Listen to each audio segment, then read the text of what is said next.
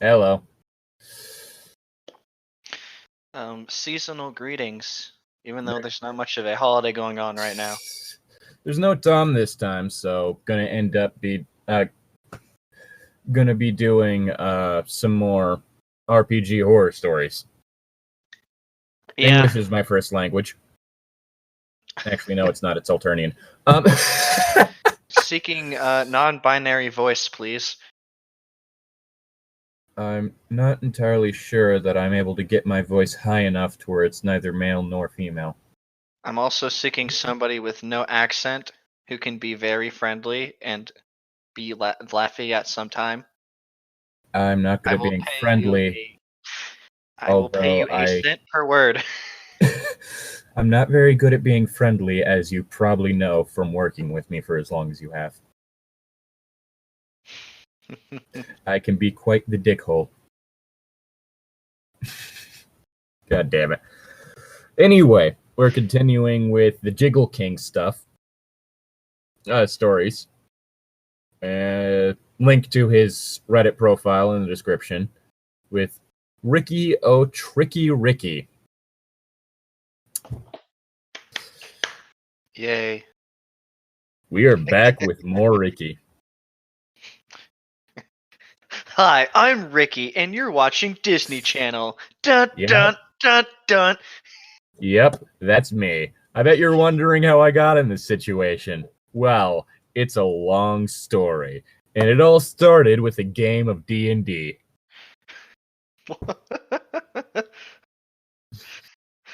What? Have you not seen the record scratch? Yep, that's me. I have, but like, where'd you get D&D for this? Because RPG horror stories. Still, just... Ugh. God damn it. No, all I can think of is a record scratch. Fuck. Like, the entire time in the back of my head just gonna be... Dun, dun, dun, dun, dun, dun, dun, dun. Yep, that's me. You're probably wondering how I got here. Well, it all started when this guy told me to join his YouTube channel, and I've hated him ever since.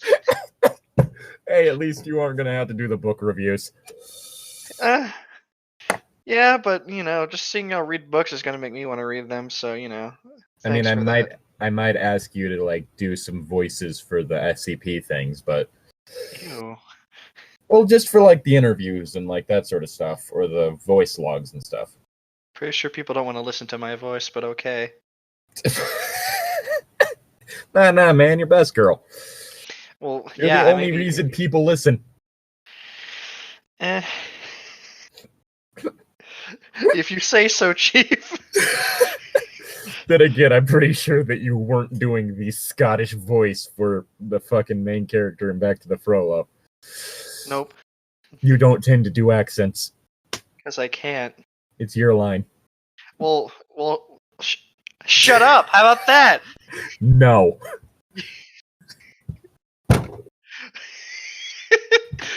This game is set about a year after the Star Wars game. Oh, right, the Star Wars game! Oh, fuck! I forgot about that! Oh, you're allowed to be a Sith. By the way, there's no Sith. What? I'm the captain of this ship. Oh, yeah? I have the better flying skill. So who's really the captain? Look at me. I am the captain now. I am the captain now. I am the captain now. I am the Captain Crunch now. Weirdly enough, like, one thing I've noticed is that if I try to say, like, capitalist in a Russian accent, I swear it turns Somali. Capitalist, man. Wait, no, that's Jamaican. That's Jamaican. Capitalist. Capitalist pig. No, yes, the capitalist pig. We must destroy the capitalist pig. Okay, now it's starting to stay consistent. Dun, dun, dun. Suddenly, capitalism. In that time, I had started running a game for some friends, and it was going really well. One of them asked if I'm interested in join his game of mostly new players as an experienced voice. What did he say? I'm always up for a game, so I agree and join the group. About 6 months in, we have lost a number of players due to work and other commitments. And as such, the DM puts a call out for players. Enter Ricky with the DM's X. Slide it into your DM's X. Wait. Wait. Who invites the DM's X to the game? I Well, mean, Jess and Michael apparently sometimes play with Jess's ex. Oh, right. Remember they mentioned that? And Yeah. how they really don't want to have a game with Jess's ex and Michael's little sister. Oh, because he's kind of flirty. Let's not get into that. Let's not be talking about other people's families. Well, don't quote me on any of that, because I literally forgot that entire conversation, so don't quote anything I said on it, because I have no idea what the reasoning is, nor do I remember. You were also driving during it. Well, better than me being drunk during it. Yeah. Our cast for today. Me, Tiefling Warlock. Ricky, Dwarf Paladin. Seth, Dwarf Fighter. Again, like every time I hear Seth, all I can think of is the Street Fighter character. Hold the power of the Titan engine. I immediately thought of Sedith, and that really pisses me off, because then I have to think about Sedith McDonald's. Like with Seth, all I could think of is the fact that, like, they got a new robot body to replace their old robot body. Also, it's this buff lady now. Okay, Seth. Good to know.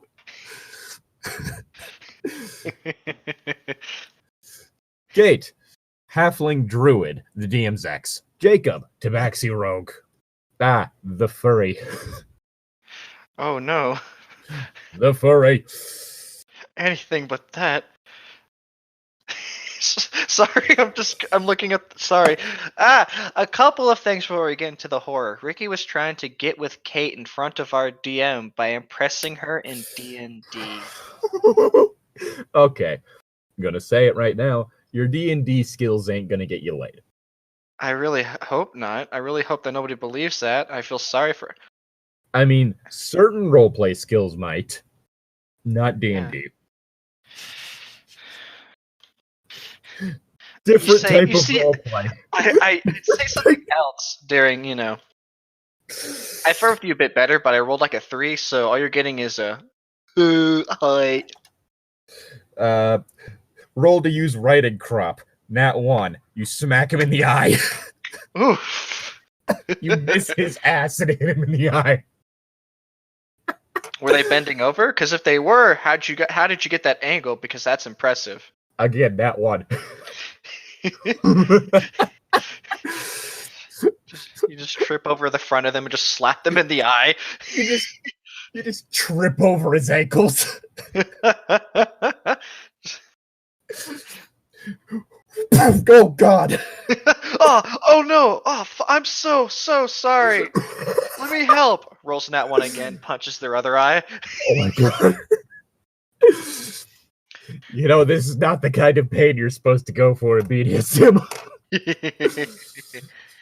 He's tied up. He can't do anything.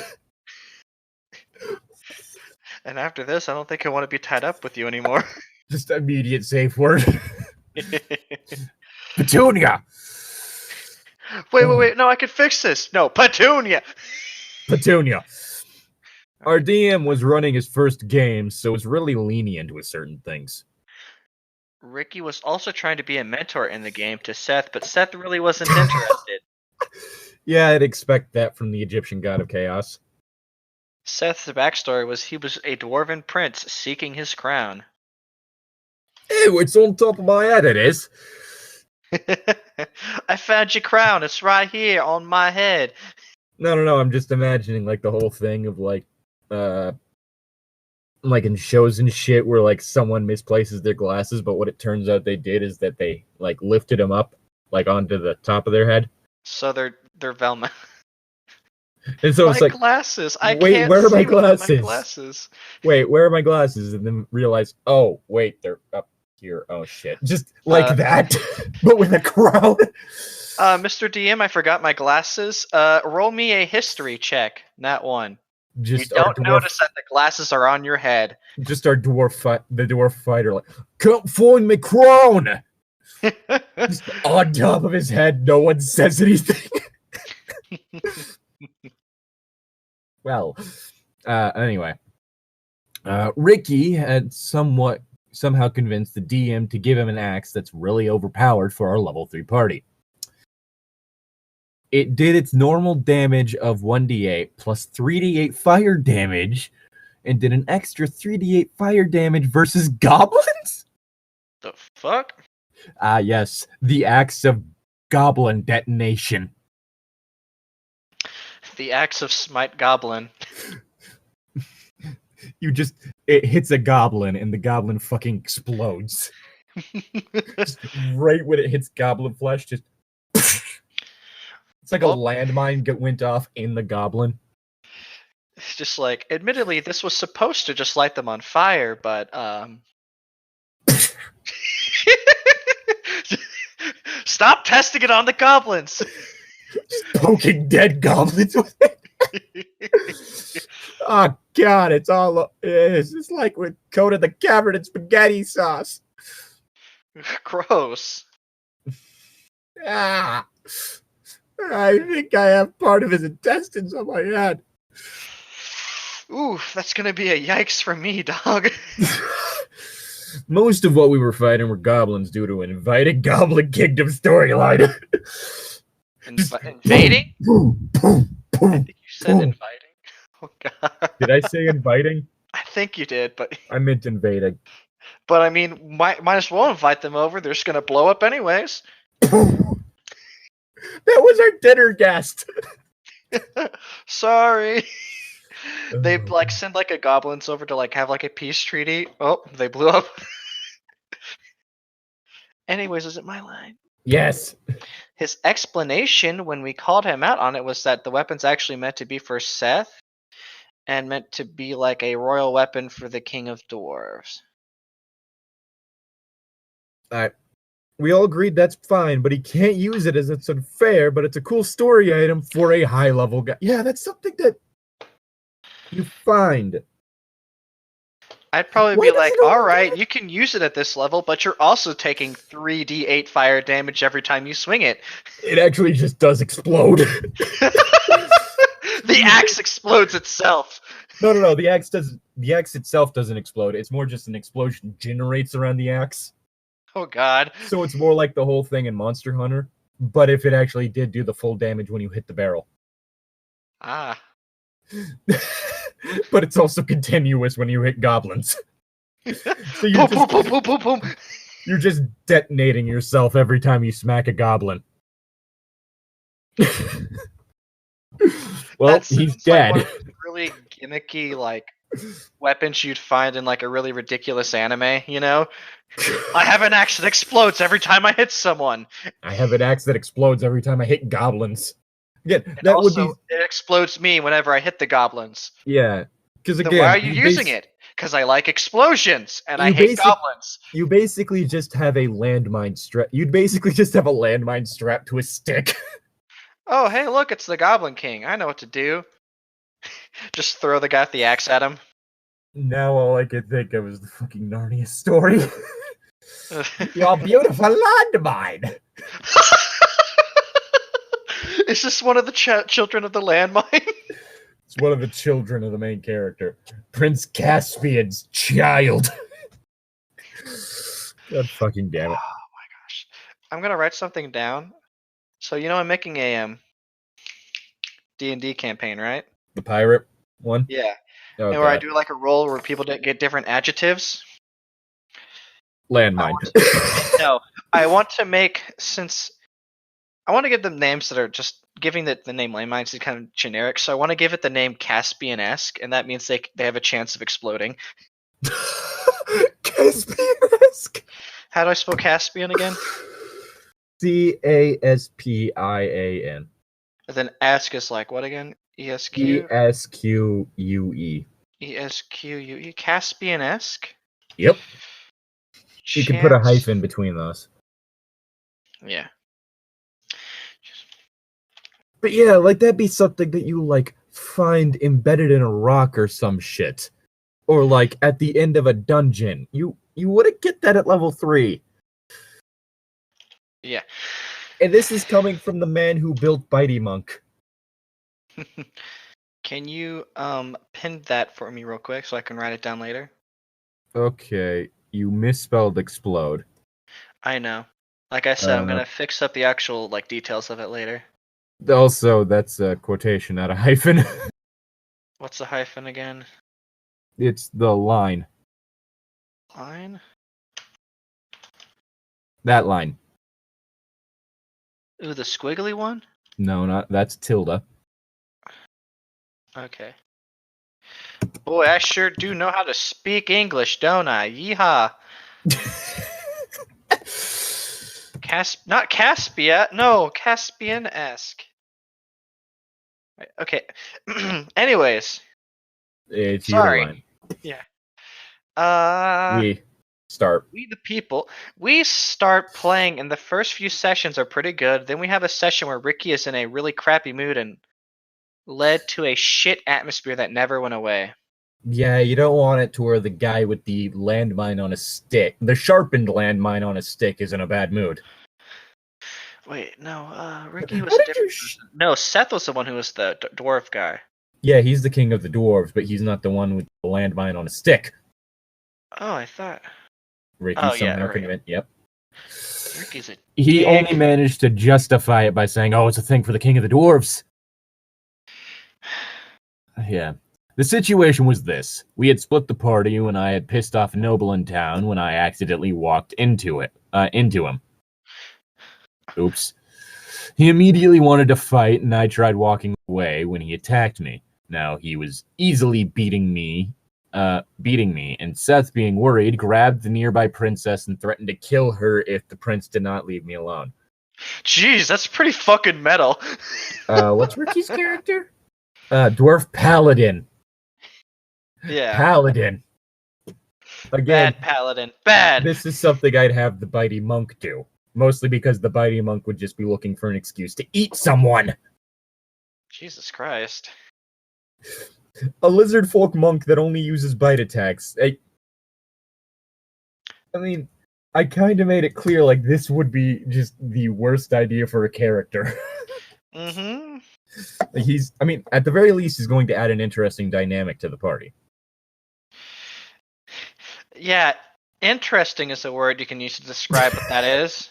It's not the phrase I would use. I'd use dangerous and please don't eat me, but... Well, think of it kind of like whenever Ruru has to roll to see whether or not she's going to go just completely gold hungry. Only with flesh. Oof. His reaction to seeing the Wendigo is going to basically be, well, never ate one of those before. Please do not eat the Wendigo. Please do not eat our Wendigo. The even bigger thing that eats people. And he's not on a, once a week kind of deal. He just, eats. Yeah. Again, please do not eat our party. And then I also gave him barbarian levels. Yeah, I'm not going to have him actively go against the party or anything. And if he does, it's because, oh shit, fucked up a wisdom roll. Which, monk, typically good wisdom. I hope so. But yeah, God, the fuck with the fucking barbarian levels, me and Tom joked about it. It's it's not even true rage, he just gets hangry. Just middle of the fight. Fucking hungry! Fuck, I'm hungry! I swear, if he ever gets the killing blow on someone, I'm going to have it to where he just straight up rips part of their body off. Nice. Just grab, twist. And just immediately starts eating their corpse. Eats the part he ripped off. Which is going to be really terrifying if his jaws lock on their head. Yeah. He immediately begins eating their severed head. He what? Great. Better not hand him Ruru's head.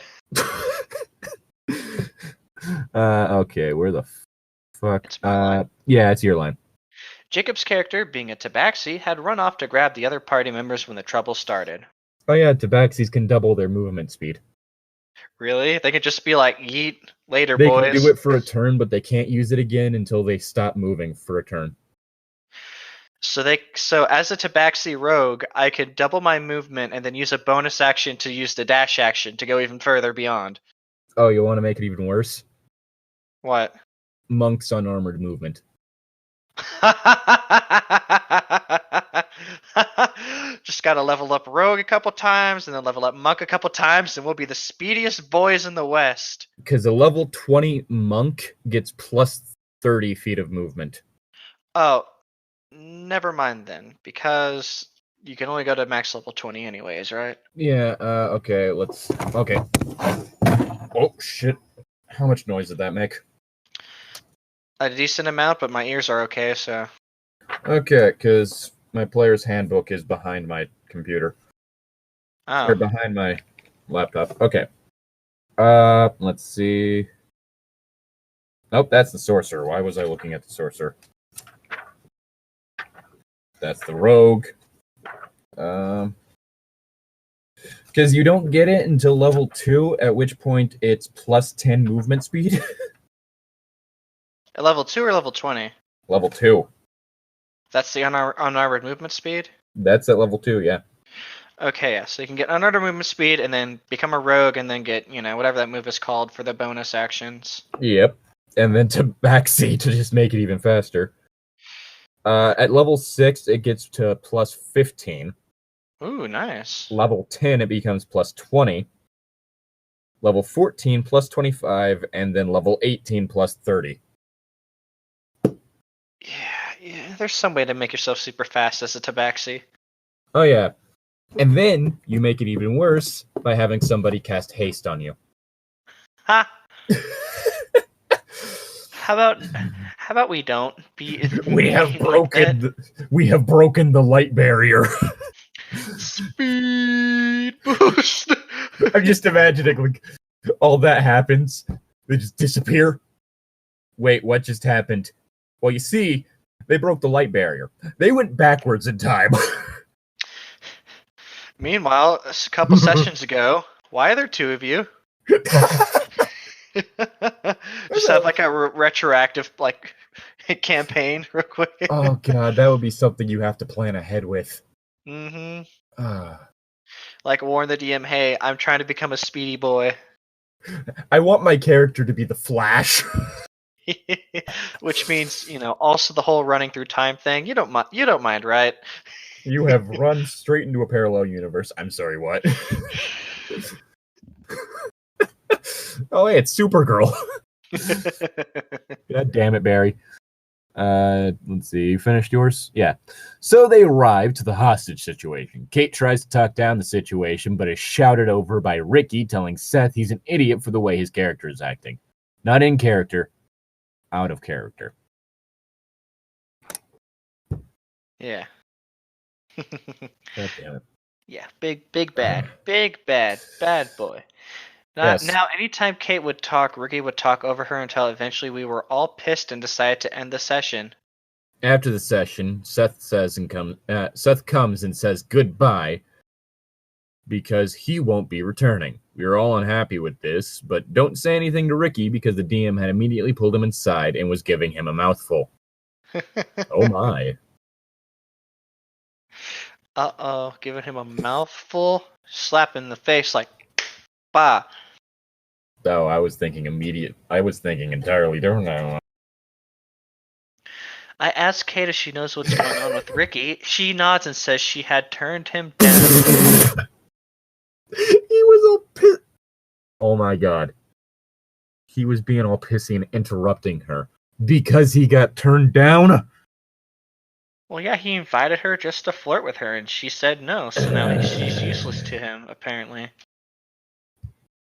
Yeah, but like even if I had feelings for like someone we were playing with and I got shot down, I wouldn't be trying to be a fucking dick to him. Exactly. Oh god. Ah. That's hot. Now it makes sense. Yeah. I can't do Will Smith. His voice. Or Will Smith. Oh, that's hot. It's rewind time. It's rewind time. Now this is a story all about how my life got flipped, turned upside down. If you want to wait a minute, just sit right there. I'll tell you all about how I became the Prince of Bel-Air. Bump, bump, bud. Come the next session, and Ricky is quiet and grumpy. Kate is mainly talking to Jacob both in and out of character, and I'm keeping the game on track and moving. Eventually, Ricky joins in, but is glaring at Jacob the entire time and still keeps talking over Kate.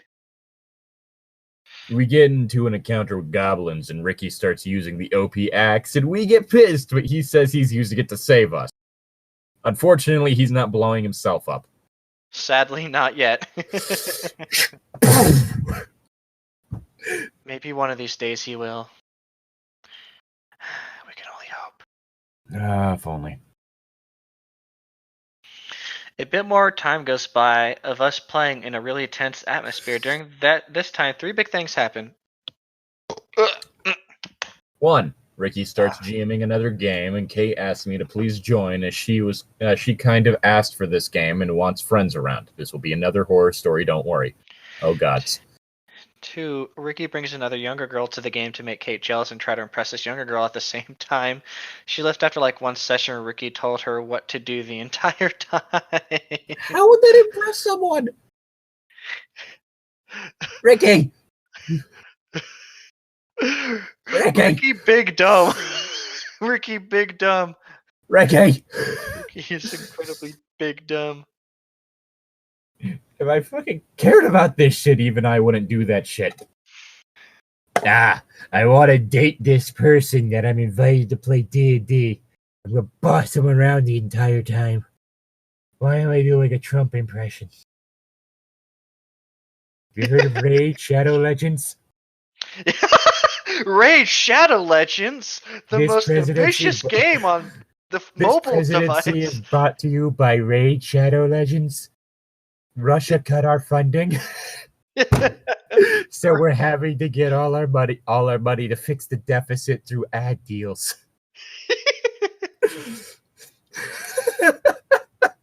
Look at these graphics. They're beautiful. They're the best graphics. Only the best graphics. Look at this. Here's truly Trump. There's hundreds of characters that you could customize. This isn't even like this started devolving from Trump. It was just. Oh god. 3. Jacob, Kate, and I agree next time he uses that axe, we all abandon him because it's ridiculous. Yeah, you shouldn't have even given it to him in the first place. The DM was a first-time DM. Oh, still, that just... Actually, part of me kind of wants to have it to where, in the Planeswalker campaign, might have it to where everybody starts with some form of magic item. I don't even Nothing know what magic items do. Nothing like big or game breaking, just like a little something, like unique thing. Can I have mine give me an apple? God damn it. What? You said nothing OP. What's so bad about spawning millions of apples out on a whim? What is you in the fucking apple? It's a simple fruit and easy to say. Like, what's the first thing that comes to your mind when you hear fruit? And don't say fruit. Oranges. Or grapefruit. Some form of citrus. Hey, do you want to know what goes well with oranges? Don't you fucking start with me. It's your line. Really? Yes. Our final session arrives. Yep. With us wanting to infiltrate the goblin camp and kill the leader, hoping it will dissolve the 2,000 goblin army. Inflate the goblin camp and kill the leader. Oh god, it's turned into one of those stories. This is a horror story of an entirely different kind. I wasn't expecting this to be a finished D&D thing. Oh, please let me out. I don't want to deal with a bursting story. Oh god. Thanks for that mental image, and by thanks I mean how dare you. You're the one who said inflate. I meant infiltrate, though. You're the one who brought inflate to the next level. I said, hey, this is super inflate 1, and you said this is to go even further beyond. Okay, it said inflate and kill the leader.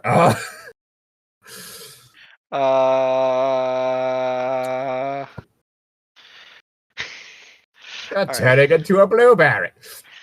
Oh no, not Oh God. Okay, let's move on before I vomit. yeah. Oh God. Jacob sneaks off to free some ogres to create a distraction. As you should. Ogres are best. Um, Ricky decides the best way to help is throw a thunderstone near where Jacob is. Wait. Jacob's gonna evolve? I wish it Jacob's worked gonna like become a that. Raichu The strongest Raichu. and try to get him swarmed. All because Kate and Jacob were becoming close. This was Ricky's revenge plan. Ah, yes, the perfect revenge ruined the entire campaign for everyone. It's the perfect crime. Nobody will notice. This would be like if me and you both had a thing for the same person, and they decided they preferred you, and so I got upset and decided to try and kill your character. Be really fucking stupid. It'd be really out of character, too. Oh, I mean, if they prefer you, then they're definitely more personality. They're more what? I mean, you have a better personality. Anyway. Oh, well, thanks, I guess, but fuck you for calling me ugly, I guess? I didn't call you ugly. I just know that I am very much traditionally handsome. I just thought of something really dumb. There's a big difference between those two statements. Hold on. So, let's just say this is like a stupid Disney sitcom, right? Oh my God. And you say you're more traditionally handsome than me, right? Yes. It like cuts to the next scene and you're sleeping, right? Yeah. And I just had a picture of me hovering over you with like the thing people shave their head with. No. A razor. Just No. like, let's see who's more handsome now. No. Sorry. Anyway, like if we had to do the fucking rating thing, I'd probably say you're like a 7.5 and like I'm an 8.2.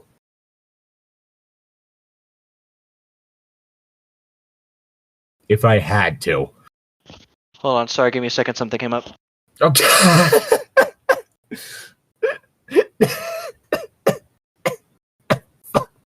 Ow. Where? Oh, right. It would be Zane's line next. Hey there, folks. I'm thinking of doing SCP videos. Whether or not I do is an entirely different matter because it's an issue of working up the motivation and energy to do so. I apologize for the belch. Small and pitiful as it was. I'm Hello. back. Hey, the 7.5 is back. Anyways, what I was saying is don't sell yourself short. You're at least a higher number. It only goes up to 10. Yeah, and you said like 8 or something. At least give yourself a 8.2. 9, bitch. I wouldn't say I'm quite a 9. How about an 8.7 then? All right, 8.7, and I don't know where Tom falls. Probably between those. It depends on whether or not he's shaved. Yes, perfect. If he has his beard, like 8.6. If he doesn't, he's like 1, because that's how old he looks. Yeet, dab. I mean, you have seen him without the beard. Yeah. Don't quote me on that. I'm sorry, Tom. I forget. What was Wait, the he whole doesn't watch thing? these. It was the whole thing. I jokingly stated, like, yeah, you fall like squarely into fucking hell. He's handsome when he's got the beard, Yeah. and then you shave. He just goes, "Fuck you." Like, fine, Tom. Okay, shaved Tom is the 8.2. Yeah, we should start selling like pictures of shaved Tom and unshaved Tom. Ah, God. Let's see who's gonna buy which ones more, and just be like, who do you like more, this person who's shaved or this unshaven person? Ah, God.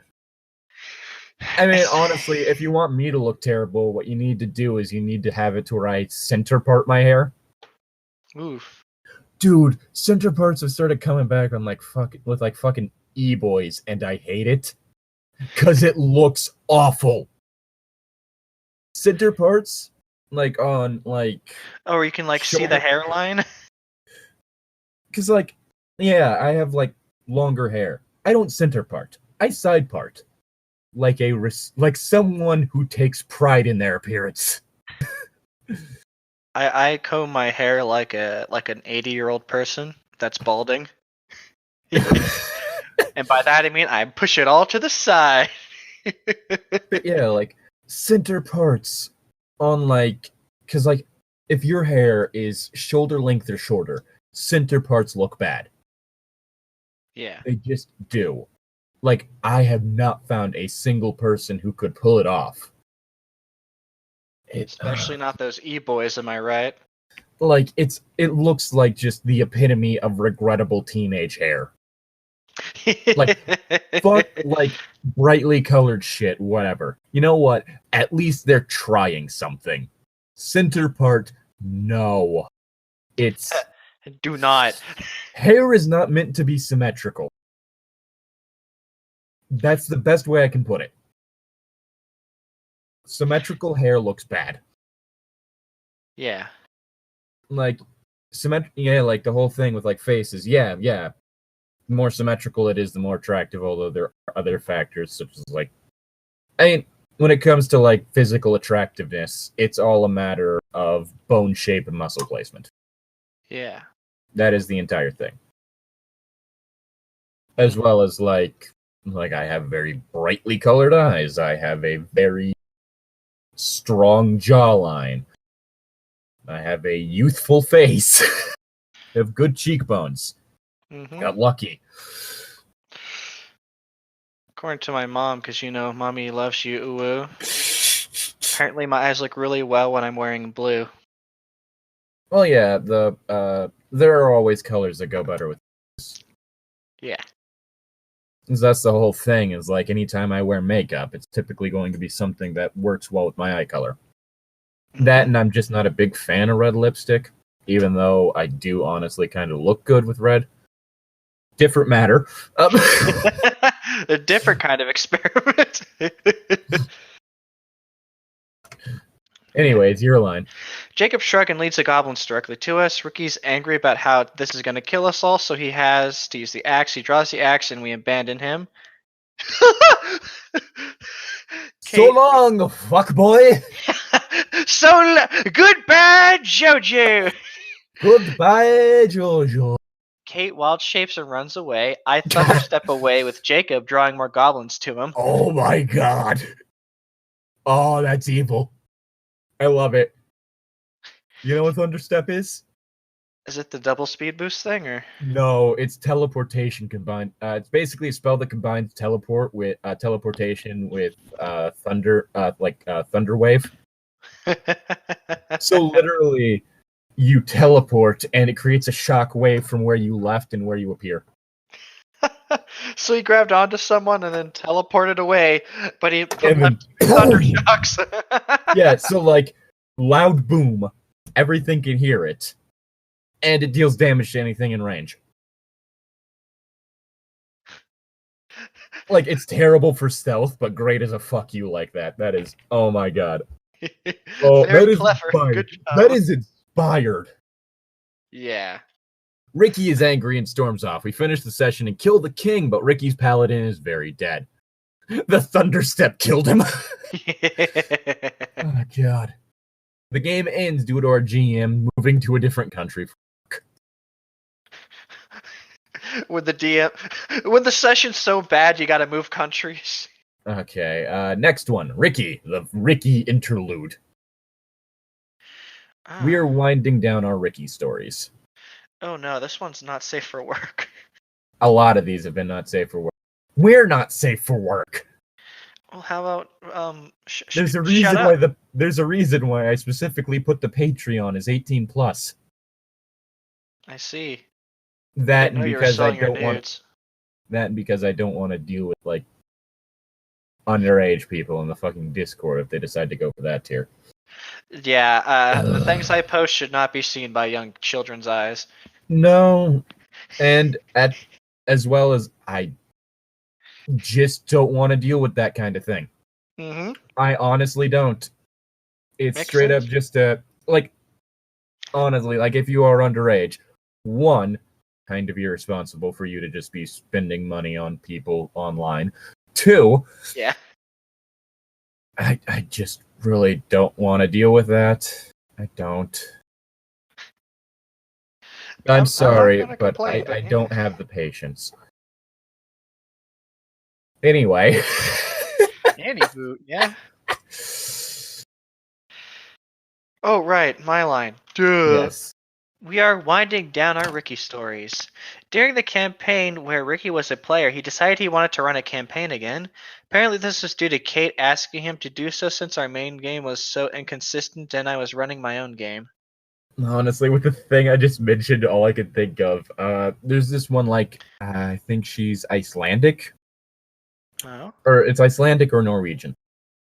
YouTuber Morgis, and back whenever Onision still had his Patreon, she infiltrated that, and the whole thing of, like, the introduction video basically encouraged people to lie about their age. Like, he straight up said, it's an over 18 thing, so if you're underage, you really shouldn't be here unless you're lying about your age. Unless you decide to just lie about your age and then sign up that way. Like, no! Which you shouldn't do, mind you.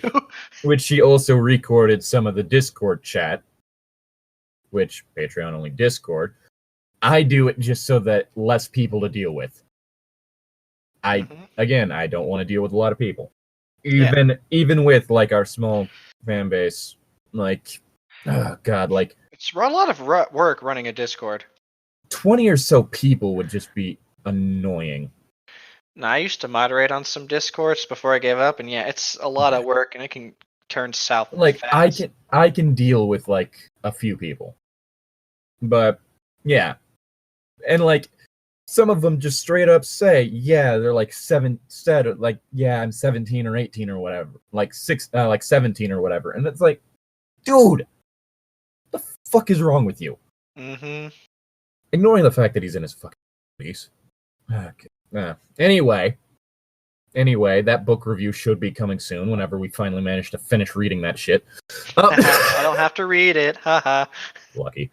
Have you read your line? Let's see. During. Yeah, I read Daring. Okay.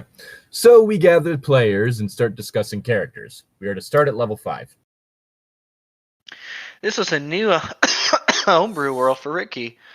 Now all credit where credit is due. This guy had a 4-arc lever files filled with information on wilderness maps, town history, and world building information. As far as I know, he had worked on the thing for like a month total, so it's impressive. Yeah, that is, admittedly. One of the cool aspects is that gods had been locked away and celestial creatures had been hunted down due to an age-old war between gods and humans.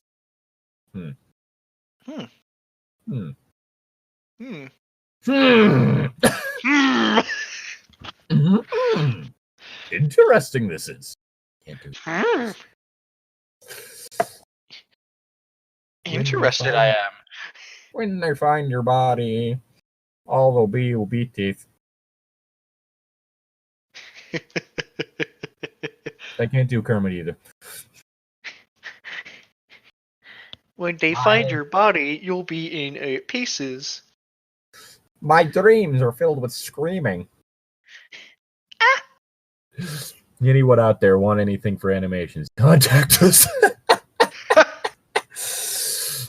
Not me. Don't contact me. Yeah, just contact me and Tom exclusively. Please do not send me anything. DM me on Twitter. Link in the description. I don't post much. It's mostly because I don't have much to post. Follow me on Twitter if you want anime. Do you actually have, like, a proper Twitter? No. Okay, I was going to say, because I could start linking that in the description if you want. I do not want people following my Twitter. I am very anti-social media. But not for, like, social media big bad. It's just I don't like having to worry about that kind of stuff. Honestly, in my case, it's just a whole thing of I don't really say it right now. I'm just kind of like over here vibing in the corner. Yeah. There's not really much that goes on in this area. There's not. And the last thing I want to deal with is stupid Twitter drama. I mean, previously there was the whole thing, like you could automatically announce an upload of something to YouTube through Twitter, but YouTube decided to get rid of that feature because fuck everyone, I guess. Why should they be in Twitter? They should be on YouTube 24/7. I hate the fact that they got rid of that. That is the stupidest fucking thing. Yeah. Anyway. Oh, is it my line? Yes. Let's see here. Now Listen up. Here's a story about a little blue boy. Now, I like my characters either creating conflict in the world, either by being looked down on or hunted or vilified, and making them heroes, or I like conflict in the party, i.e. opposing gods or elves and dwarves, etc., as it creates fun stories and roleplay opportunities. Anyway, so I asked Ricky if I can be an Azimar. Makes sense, good way to do that. Angel things, right? Yeah, they're like the half angels. Ah. They're not like full angels, but they are like celestial humanoids. Yeah. Which does remind me of a plan I have for a Ravnica mission. Oh, do we have to go find the gods or something? Are they gone? Well, no, Ravnica doesn't really have gods. We're the Nephilim, which those all died, luckily. Oh, I was about to say rip, but I guess never mind. Yay? They kinda got released and it caused some problems. Oh! Angels are a thing in Ravnica. They're largely part of law enforcement. Oh. Scary. Yeah, they have a habit of being pretty violent. Ravnica law enforcement is essentially an army. Oh no, yeah. that kind of oof. And then some of the angels just become part of the Orzhov Syndicate, which is essentially the banks and debt collection. Yeah. Cursed, very cursed. Which that's the kind of thing where your debt doesn't end when you die. Yeah. So suddenly your ghost is enslaved. Yeah. So again, this planes you work your debt off when you're a ghost, or you perpetually stuck as a slave ghost? I think it's one of those things where they'll try to keep you as long as possible. Ah, fuck. But yeah, again, that planeswalk thing is going to be interesting. Because I managed to figure out how to do the fucking Colossal Dreadmaw for Ixalan, so we could have a giant T-Rex. No, thank you, actually. So that's terrifying. Yeah, which, again, a lot of the stuff, one, it's gonna start up after we finally finish the fucking Monster of the Week. Yeah. Which, God, I still need to figure out the other fingers. The other fingies? Yeah, as well as I need to know what characters everyone's going with.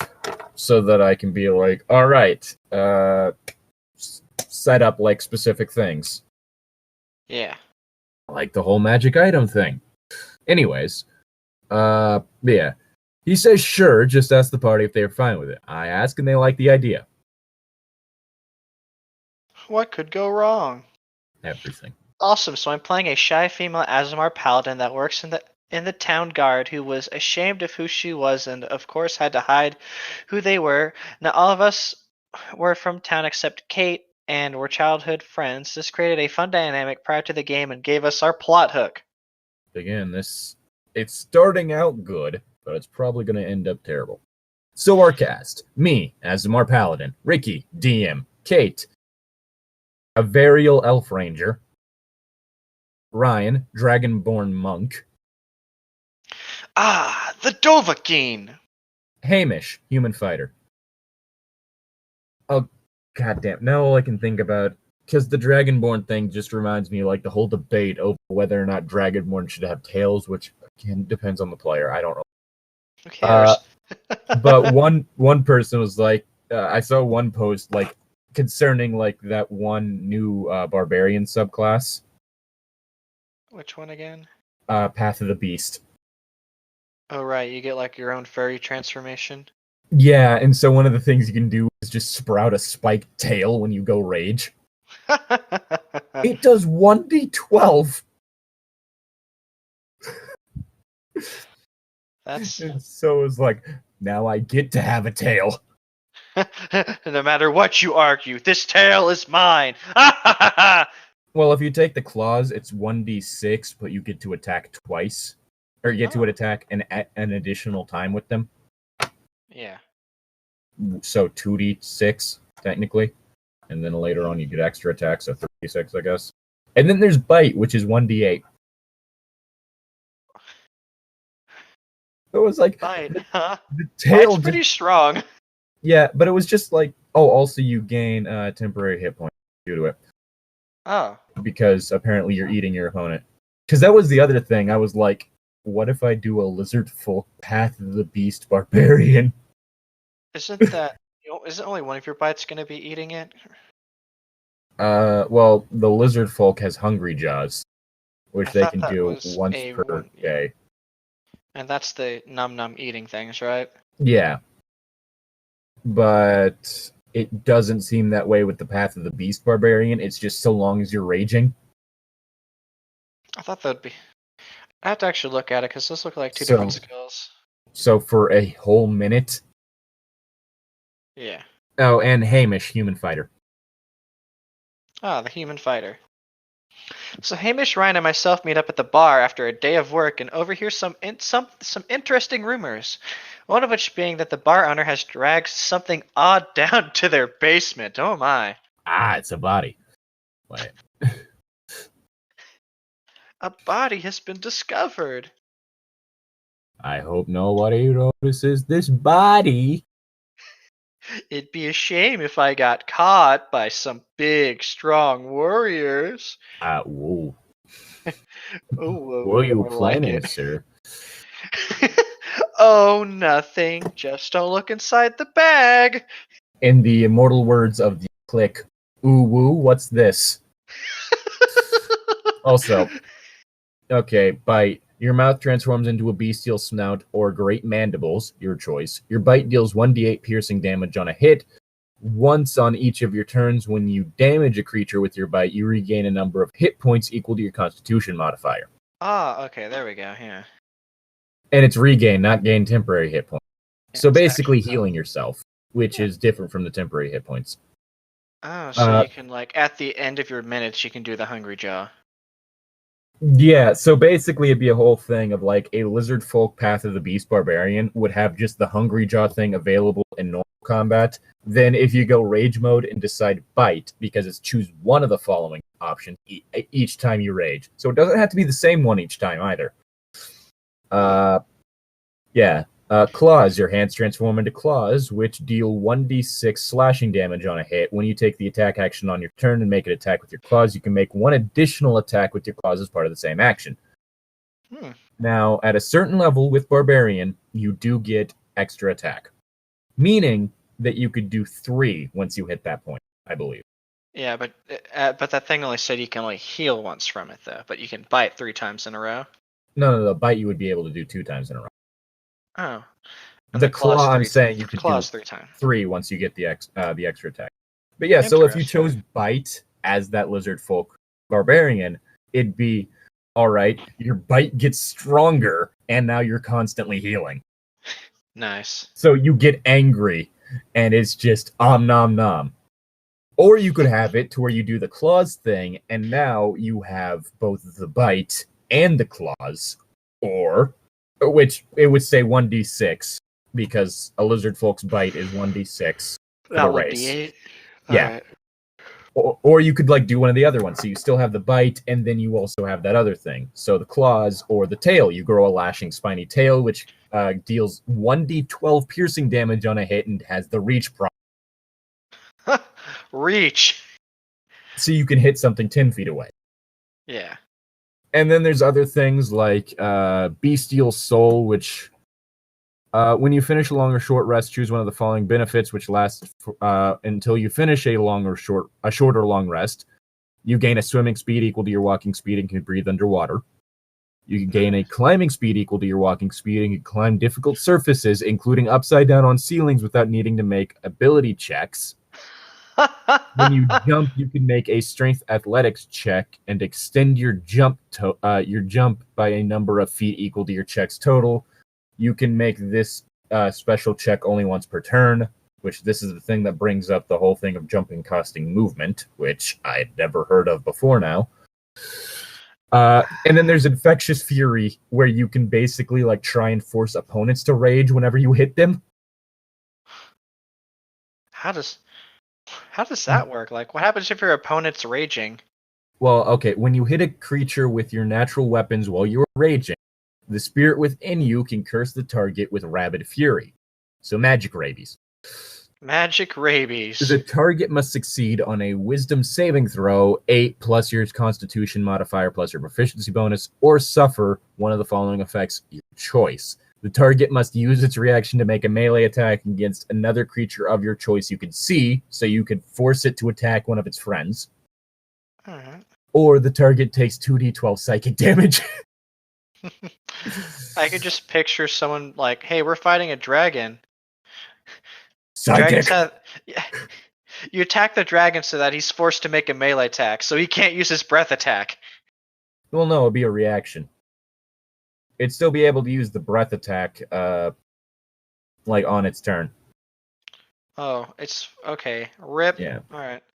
You can use this feature a number of times, equal to your constitution modifier, minimum of once. You gain all expended uses when you finish a long rest. Then, 14th level, Call of the Hunt. Grows so powerful you can spread its ferocity to your allies.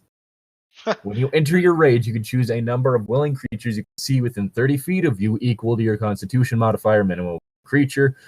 Until the rage ends, the chosen creatures gain the reckless attack feature, so they can choose to just have advantage. But also have disadvantage against them. Yeah, and then the next attack would have advantage against them, yes.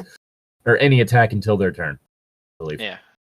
And you have advantage on saving against being frightened. You also gain 5 temporary hit points for each creature that accepts the benefit. Nice.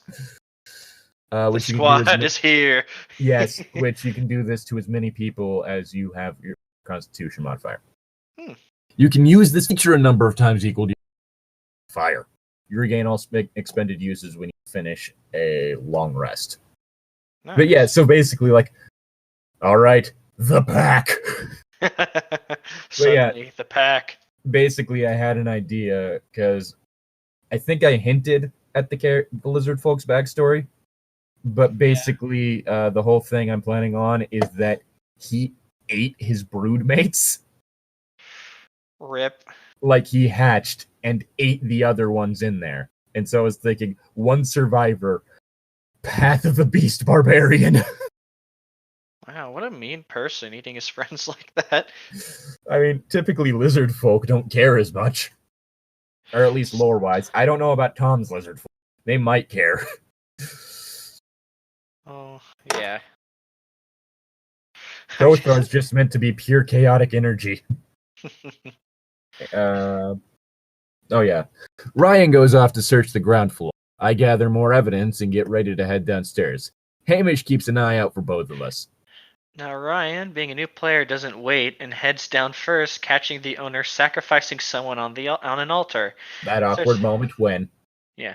He starts heading back to tell us what happened when I arrive at the top of the stairs and have to roll stealth. That one.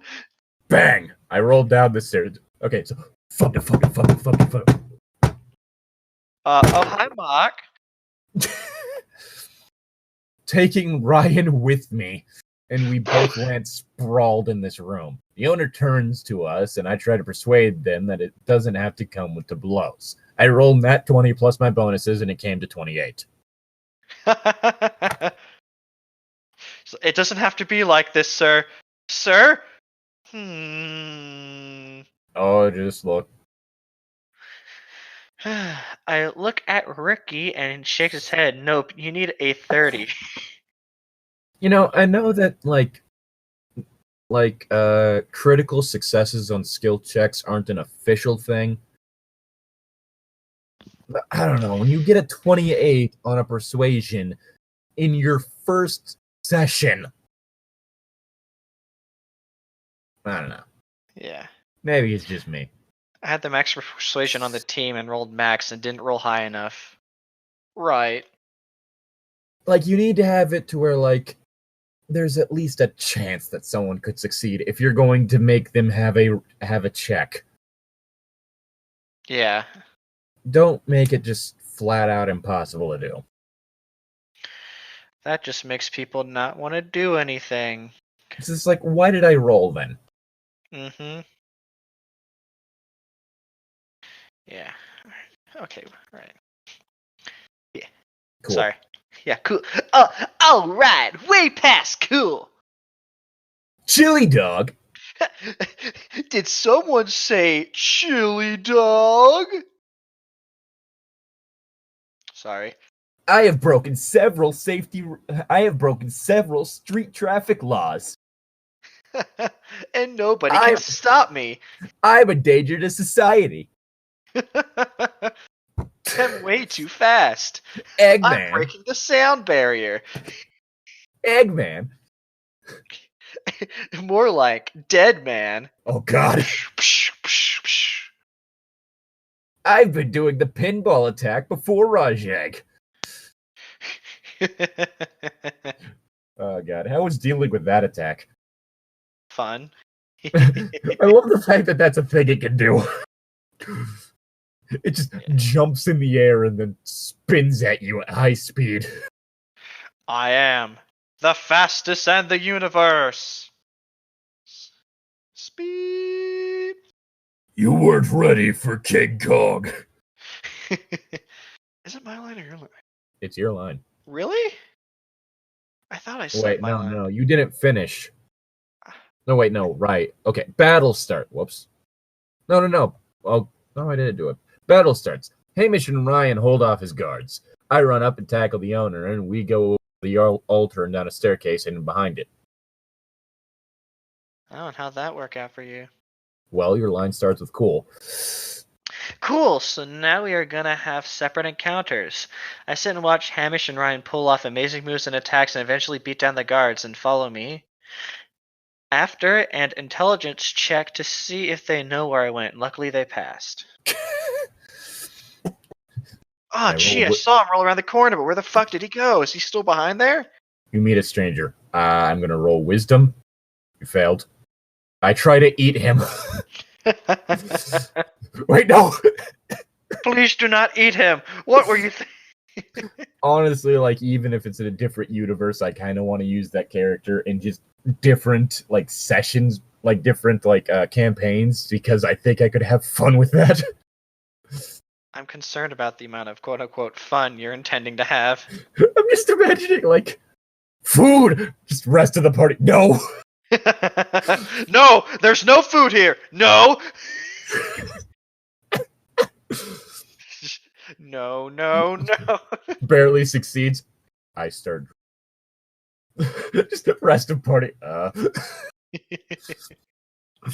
Now, I think it's going to come to my encounter. Nope, somehow I got knocked out by the stairs with no roll and the guy escaped.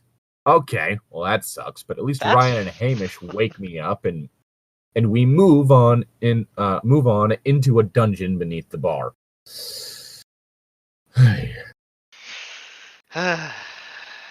This is already going swimmingly. Yes. It's your line. Here. Here we go! Wahoo! It's here we meet Country Road. Take me home. It's me, Mario. Here we meet Kate, and the Ricky is revealed. The Ricky. Oh yeah, brother, you prepared for the Ricky. And get ricked on. Sorry, that was dumb. I almost made a Rick and Morty reference, and I hated myself. We enter a room, and here's Kate's character chained to a wall with next to no clothing.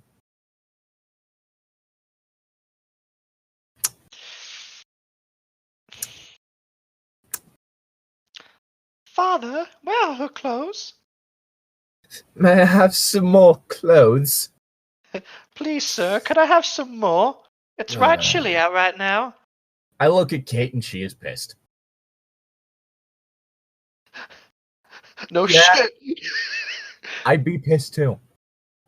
Ricky goes on explaining how her character is on 1 HP as she is covered in cuts and bruises. I cut him off because from the description, it's starting to sound very sexual. Okay, I'm gonna go to the bathroom quick. BRB. I push everyone out of the room. Heal Kate's character to full and give her my clothing that's under my armor and my longbow. Ricky smirks and asks me to describe what they see. I reply that there is no need because the others are out of the room and Kate doesn't care. Kate nods in agreement and we see Ricky getting angry that he's not getting his lesbian fantasy. Ooh. Oh boy, there's nothing really I can say in words to describe the level of disappointment I am currently feeling at this Ricky individual.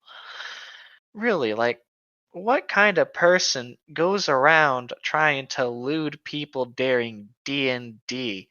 Only big dummies do that. But that should be self-explanatory, but a lot of this stuff never ends up being that way. It slowly makes me more disappointed in our species the more I hear about it. But, you know, people just like to focus on the negative. There's still a lot of good people in the world somewhere.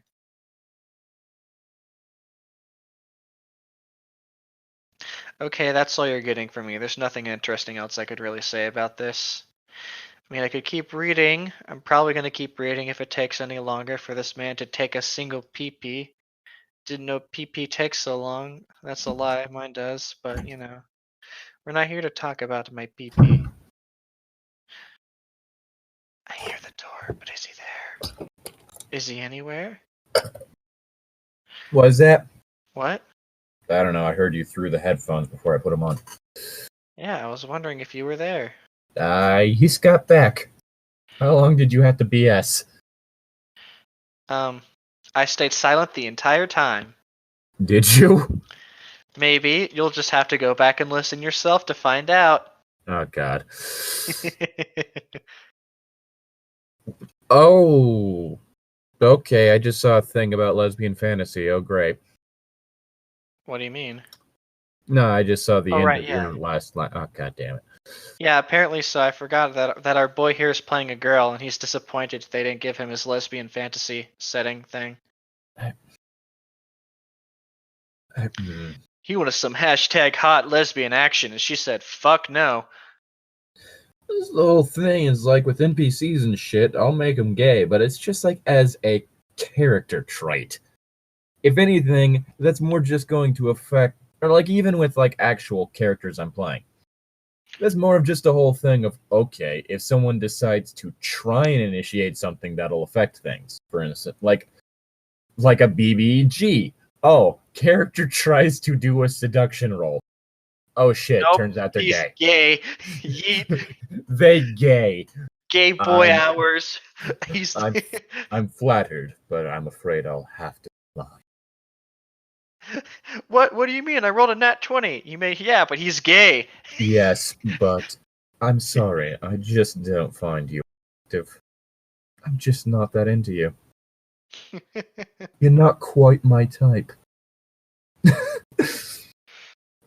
Oh god, now I'm just thinking about like the whole thing. I think I mentioned it before with like Pathfinder 2. One of the things I found out about is that if you manage to like break from the embrace of a succubus, it can cause psychic damage to them. To the succubus.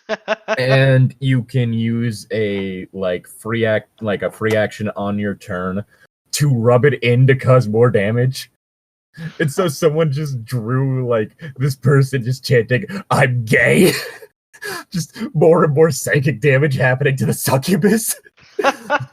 I'm gay, I'm gay, I'm gay, I'm gay. Oh god, our channel's gonna get changed. Oh Good, no. we don't have ad revenue right now because me just mentioning the fact that gay people exist will get that taken away because fuck the LGBTQ community apparently. Yeah, dude. Just, Didn't you know being gay doesn't sell? oh god. Well, that was the thing, like, that's really annoying, because I mentioned, like, some of the Reddit community. One topic at a time has a thing that he'll do where just, like, he'll talk about, like, he'll do some of the different gay subreddits, like, the different LGBT subreddits, so, like, r/suddenly gay, or r/Sappho and her friend, or just r/gay bro. And those Gay videos, bros? Is that one? yeah, it's basically just, like a really positive, wholesome gay community on Reddit. Is it? Wait, never. I was about to say, is it mostly men? But well, yes, because I guess that's what gay means. But But yeah, and so like every time he'll do it, I'll also have it sort of Thursday or Friday or something like that. Look, they're always great videos. They're great. One topic is just a lovely dude that has nice dad energy. He's a very wholesome man. But those always get demonetized. mm-hmm. And it's like there's nothing actually bad about them. It's just, oh, they mentioned gay. YouTube don't like that. How dare he say gay in my Christian YouTube channel? Yeah, I think that's also why, because like manga minx, like she'd been having trouble too, Yeah. and it's like, because like her and Chrism, like ended up basically doing a joint channel called Two Lesbians Play.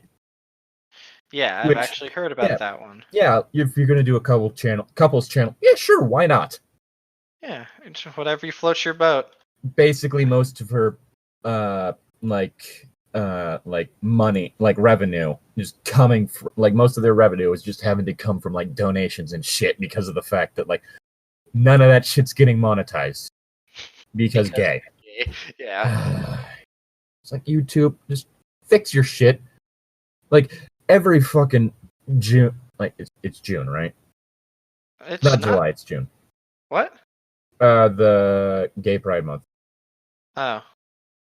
It's June, right? I don't know. I don't think it's July. I don't think it's July. I don't know One of the anything two about that, summer dude. J months, but I don't think it's July. Yeah. Fuck it, I'm checking. Alright, dude. Pride Month.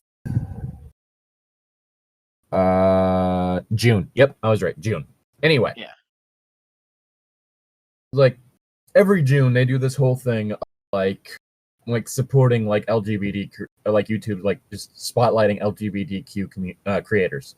Yeah. And yet they are so fucked over. Mm-hmm. It's the same way like if you put like depression in the tags. And this could be like actual fucking advice or shit like that. Up. Demonetized. Yeah. Oh, God. Fucking hell. Anyway. Now as it stood, we were playing for Hamish and Ryan. This was Ryan's first game ever, and Hamish almost never got to play. Aw. Poor boy. He's just a poor boy from a poor family. So we Battering his move life from on this and monstrosity. encounter a giant, a really dumb giant. We managed to talk him down and he comes along to help us out. We used the giant to tank because our health has been drained and most of my healing has been used up. Ricky's getting pissy because now the encounters are too easy.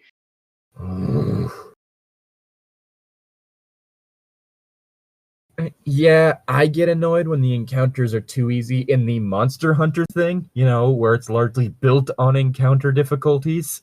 Mm-hmm. The whole point is to be killing tough, terrible monsters. Yep. And then you have situations like the Great Jagras incident where it almost kills the entire party. Yep. Which, that one was less fun for people. Yeah. I really think that Kyle really disliked that moment. Probably. It's unfortunate that ended up being as bad for him as it was. Mm-hmm. Maybe I should just do a Dungeon Twister style to where, like, oh, you just died. Whole new character. And you have to warn about people about that beforehand for that kind Oh of yeah, stuff. that'd be a whole thing to where I would have. That would be if we end up doing another one. Yeah. Like just do a Dungeon Twister style. Like, hey, a hunt's going on. Join in or don't. Yeah. Yeah. Anyway, we get through the dungeon. Monsters to hunt. What? We have some monsters to hunt. We have some milk. Okay. We'll see accent. We'll see. No. Really gruff. Nope, that's Scottish. Yeah. It has been a while since I voiced Reginald. It's been a while since we got to play. Yes. Because no one's available. Yeah. It's a shame. We got milk. Fucking hell. What she finds you first? What she finds you first, mate? Monster hunters? Australia. Fuck. Suddenly, aggressively Australian. No, that wasn't even aggressively Australian. I just said Australia with a Scottish accent. Australia. Australia. Oh, God. Not actually Australian. Not actually Australian, as you could probably guess. But grew up. What? Why can I not do Aussie? Oh my God! It keeps turning Scottish. It keeps. Don't you start with the flat Earth shit on me right now. What? I said Australia wasn't real. Not that the Earth was flat. That's one of the whole things with flat earthers is saying that Australia doesn't actually exist. I'm sorry. What? Some of them. You're lying. Also. It's just like the whole thing of that one map that actually just supposed to show how far things are from the North Pole. They keep using that as, oh, this is just what the Earth looks like. No. No. Anyway, okay. We get through the dungeons and land up in a whimsical garden where we are met by a dragon who immediately kills our giant. No, not your giant buddy. And gives us a mission to open the divine gates. Ryan agrees. You just killed our giant buddy. Yeah. Ryan agrees, and we follow suit, but we are pissed we lost our fun giant buddy. Our fun giant buddy, not our fun giant buddy. Although I guess they are also your fun giant buddy, as well as your fun giant buddy. Yeah. Emphasis. Your line. Okay. We are told. We are told to find the castle of the Old King and are teleported outside the town where the Old King's castle is. Okay. That was easy. Nope. This town is flooded with royal guards out for my head. We aren't going in there like this. We turn around and try to find another place to stay. Ricky mentions an abandoned mansion we can see on a nearby hill, so we head over there. I mean, so long as Eddie Murphy isn't there, we should be good. That movie was terrible. This place is infested with ghosts and an Oni. Oh fuck! They can turn invisible. Ghost Onis. Onis can turn invisible indeed. What? Why? Like, I was looking them up. I was like looking at the stat block because I was considering like an NPC, or like a BBG that I could use for it. Yeah. And it's like can turn invisible. Wait. He can do what? Oh, you fought the Oni. How did you deal with the invisibility? The what? A huge battle breaks out, and during it, Kate hits me due to a nat 1. No big deal. I was wrong. According to Ricky, I wanted to attack her. Don't do that. Bad boy. Bad Ricky. Stop. Don't. There's a difference between something using an emotional effect, like, I don't know, using a charm spell or something. Yeah, like you really just want to do what this person says because you're charmed by them. I implore. This is where I really like Monster of the Week. in which like the manipulating other team members can be a whole thing of no, fuck you. Not Even only though you that, it's can, just all right. But if you listen to me, I'll give you experience. yeah, like that's the whole thing. Is like your reason for doing it is experience, but you could still say no, fuck your experience. Mm-hmm.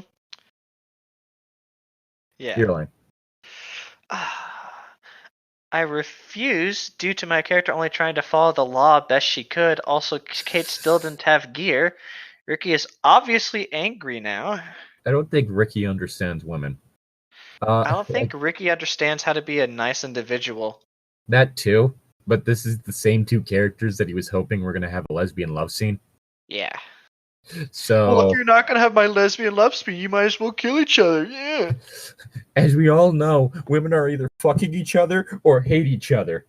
Wait. There's no in between. Wait. Oh, God. We scrape through the Oni, escaping, and decide to rest up. Magically, a chest appears with gear only for Kate. How convenient. Not gonna complain, at least she can do stuff now. Yeah, thankfully. Christ. We gather a... Oh, we... It was said we gather a small gnome. Gnome! Woo! We have found this gnome. You haven't listened to the rest of the Pluffaduff album, have you? Nope. Oh boy. I don't want to give it away, but I'm guessing figure out something that happens in it just based on that. Nice. Just based on the fact that gnome reminded me of it. Oh, We wow. encounter a small gnome wizard girl and instantly start looking after her. We have adopted this child. This is now my child. And the planeswalker thing, that's going to make it really... Can't bring living things with you. My poor baby girl will come back for you. And then we never go to that plane again. I found a foster home for her. I'll make sure that she's safe forever. God damn it. Sylvania. We find one room with a double bed. Now a quick catch up. This has been a long session where a lot of roleplay has happened, particularly between Kate and my character, and they started becoming very friendly. So you're gonna fuck now, right? Of course.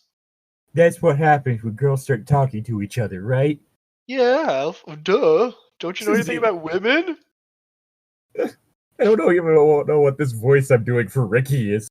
Yeah, that's how this works, right? This is how everything works. I know how people work. Baby's first Trump impression. It's not even a Trump impression. It's more just like a whiny child. Yeah, Trump. Ah, fair enough. Dun dun. Comedy. Anyway. Her character was very interested in my character's naivety and innocence and how she was hiding who she really was. Whoops. Tell me all of your secrets. My character was in awe of her self-confidence, tattoos, grand stories, 90% of them bullshit, but that doesn't matter. And she had wings. She was not hiding anything about herself. Ooh. That's interesting. She was butt naked. So, sorry. She was earlier. Oh, right. That's not funny because it actually happened. It'd be funny if it weren't true. Yeah. But yeah. Let's see. Where the fuck? Oh yeah. During our small break where Ricky goes for a smoke, Kate asks Hamish and Ryan. Kate asks if Hamish and Ryan are okay with her and my character forming a relationship. Oh, so jokes she on wants you. a Jokes on you. We are gay, just not for you. We're gay for ourselves. Wait, that sounds a bit weird. Yeah, I don't see a problem with it though. We're both narcissists. It's all about self-love. Oh yeah, self-love is important. They are actually excited for it and said the characters naturally seem to fit. Yay. We are all excited for the second half until Ricky our decision. He looks at us and now looks really pissed because he still really wants Kate to himself, and I'm assuming he thinks I'm putting the moves on her, but I'm engaged, so you do you, bro. Self-love. Wait. How dare you self-love in my DM game?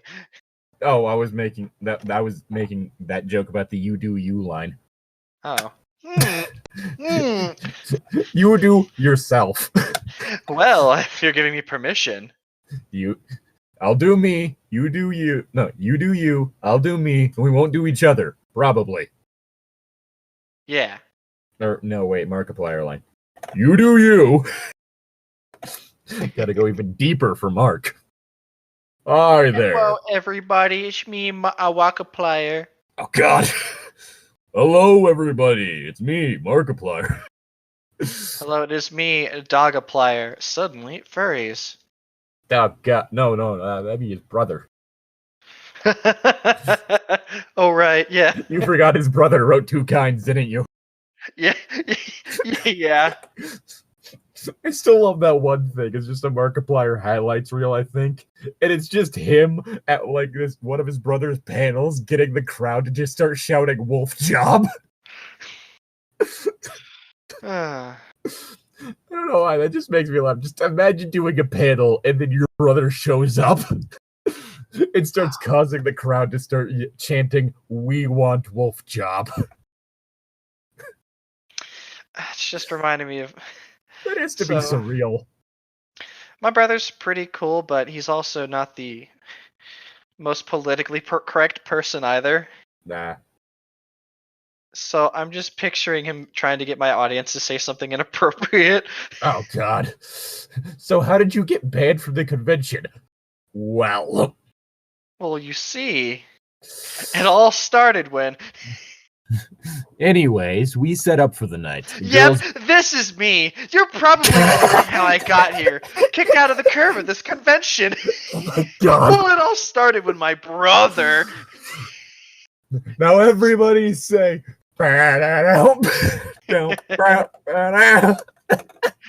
now everybody say... Just have like CEO of the convention bust down the door. Stop right there! Just the door opens and then Roundabout starts playing. The menacing theme. Door opens, Walk Like an Egyptian starts playing. Oh, God. Anyway, the girls get the bed and the guys sleep outside. Me, feeling bad, helps fix some furniture and makes makeshift beds for them. Ricky's ignoring us and starts grumbling along, so Kate nudges me and throws me a smile. I describe how my character climbs into bed with the already sleeping small gnome girl. Kate pulls her power play and explains that her character strips down to nothing and lays behind my character. The ultimate power move. So the big spoon. Got it. Yeah. I wish the gnome was the big spoon. I don't know whether or not the gnome's a child. All I know is it's small. Just because they're a child doesn't mean they can't be big spoon or little spoon. I didn't know that spoons were, age gapped or related. I'm just saying, there's some implications with big spoon. Anyway. That's dumb. Then again, I don't know anything about spoons. That's why I only use fork. No, I'm not thinking about with like the whole cuddling joke on Tinder's either spoon. But I will settle for cuddling either spoon. Now all of a sudden, Ricky's ears perks up as it sounds like Kate's going to describe more when she turns DM, throws her arms up, and says, "Next morning!" Yeet! Dab! Dab! Dab! Next morning, bitch! Dab! Dab! Dab! Dab! Dab! Dab! Dab! Next morning! Dab! Dab! Dab! Oh, God. We all see Ricky's now red, angry face and start to chuckle. Honestly, if your DM is all excited about you explaining a sex scene and it is not a role play that you have explicitly mentioned before is going to be sexual, something is wrong. Something's very wrong with that. Again, I have no problem like doing a D&D thing where it's specifically mentioned beforehand, hey, we gonna be fucking. But I need to be warned. Mm-hmm. I need to be warned before all of a sudden I just end up with the whole thing. So I whip my dick out. So anyway, I started thrusting. So anyways, I bent her over and started thrusting, I mean, but I just missed. oh, fuck, I was going with the Sunny in Philadelphia joke. So anyways, I started... So anyways, I started blasting. So anyway, I started thrusting. Now, before the end, we had discussed that all character got one special ability. Mine was that I could sprout wings and fly for 1 minute, but any celestial sensors in 2 miles pick me up. Also, for some reason, Kate could only fly 30. Could only fly 30 feet up. She could only uppercut you 30 feet in the air. Oh God, Shoryuken! Shoryuken! I love how that's an emote in Monster Hunter World. I wish it did damage. I want to uppercut Devil Joe. He angrily tells us how the girl gnome is missing, and we are back in town now for a festival to the 4 kings of the land. Where's Gnome? Everyone's just like, where the fuck is our baby gnome? Where's our child? Give us the child! We desire the child. I require 1 child. Okay there, Greg. I wish to watch my husband fuck someone. I'm sorry, but if you pay attention to like his shit, it's clear the guy's got a cuckold kink. And anyone out there that's into that, sure, okay, yeah, you do. I don't get it, but whatever. But when you're the kind of person who's constantly talking about how you're like some big, strong alpha male, and then it's like, oh, but I'm also into cuckold. Because, like, there's the one skit back whenever Kai was still Laney. Makes it kind of obvious. And then his second book, where it's like, I can watch my girlfriend fuck other women. Oh. That's nice, dear. That's cuckold. Again, it's a perfectly legitimate kink. It's just hilarious it coming from someone who's constantly going on about how he's better than everyone. And just this ultimate alpha male with his perfect vegan body. The perfect vegan body doesn't exist. I mean, if it does, it clearly isn't on James Jackson. Motherfucker needs to just fucking wash his hair. Yeah. Anyway. Anywho. It's your line. Well, duh. Or wait, no. We managed to escape, but are seen by the guards who are told to stop everyone escaping. There we go. No, wait, shit. We go look. Point of guards? We go to look at the festival and watch as the kings start fighting amongst each other, and then suddenly turn and attack the festival goers. We managed to escape, but are seen by the guards who are told to stop everyone. Ricky, what? Why are the kings attacking the festival goers? Is this entire kingdom just the cult of Rakdos? Anyway, now your line. Really? As we... Hold on. As we had no... It wasn't that I couldn't find my line. I was trying to say something, but I forgot what I was going to say. But you know what? Never mind. What were you going to say? You made a joke about it being some kind of cult, and I was going to say, nah, it's like that one movie, The Purge or whatever. They had but I'm not sure about. I forgot if it was The Purge or whatever, where they, one night a year everyone does bullshit. Yeah, that's The Purge. All hail our new founding fathers. Our new founding daddies. Daddy. Anyway. As we had no map, we were running blind and landed up running right to the castle where there are more guards with swords. So I used my ability. So anyway, I started flying. So anyways, I flapped my wings. Yeah. wings out. So anyway, I started flying. So I used my ability and fly Kate and Hamish over the wall and then go back for Ryan. We then go back for Ryan. We then run through an open door and inside. Our session's about to end, but Kate asks us to hold up and describe how we asks us to hold up and describes how as we escape and get indoors her character kisses mine as a thank you. Ryan and Hamish cheer, I'm laughing, and Ricky is even more pissed. Honestly, as a DM, I would love it if my characters were, dating each other. I'd be like, hell yeah, this is like watching like my favorite ships happen in real time. Yeah, I'm curious to see what happens in the Planeswalker game.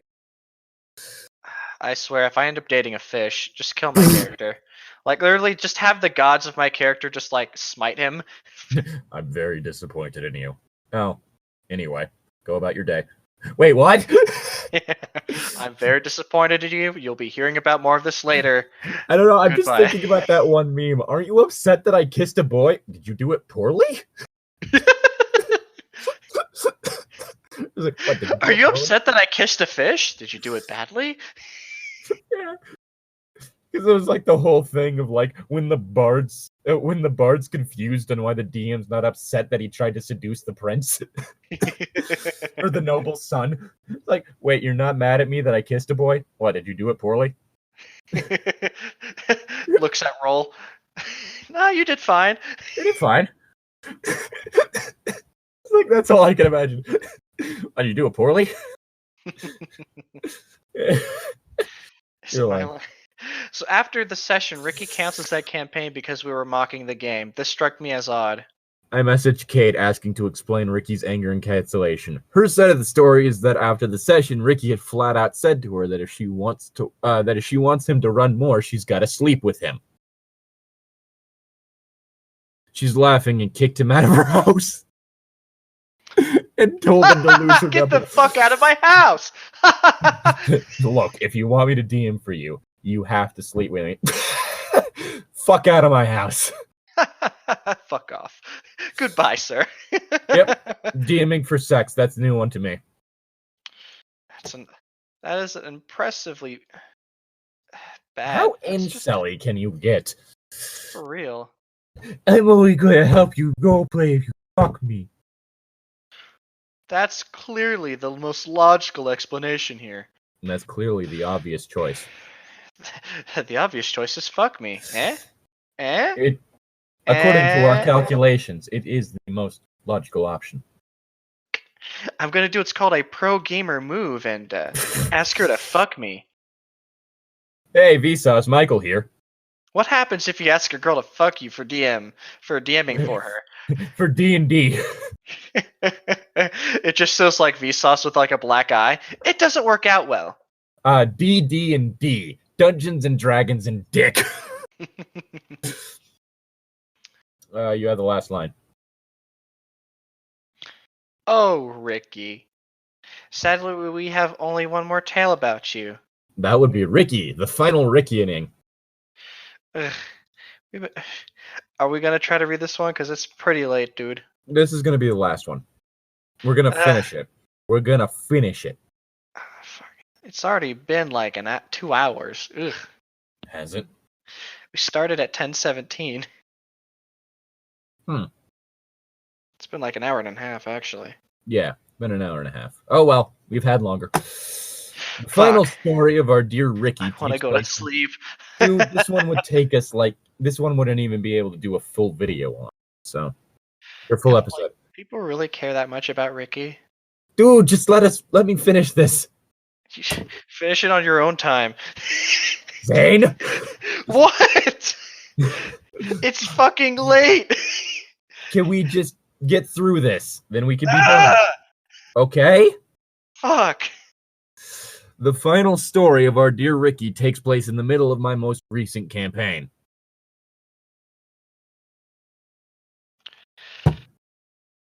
In this campaign, Ricky and I were players together, but he asked if he could run a short Star Wars campaign for each of us. I really did not want to, but as all the other players had never played and asked me to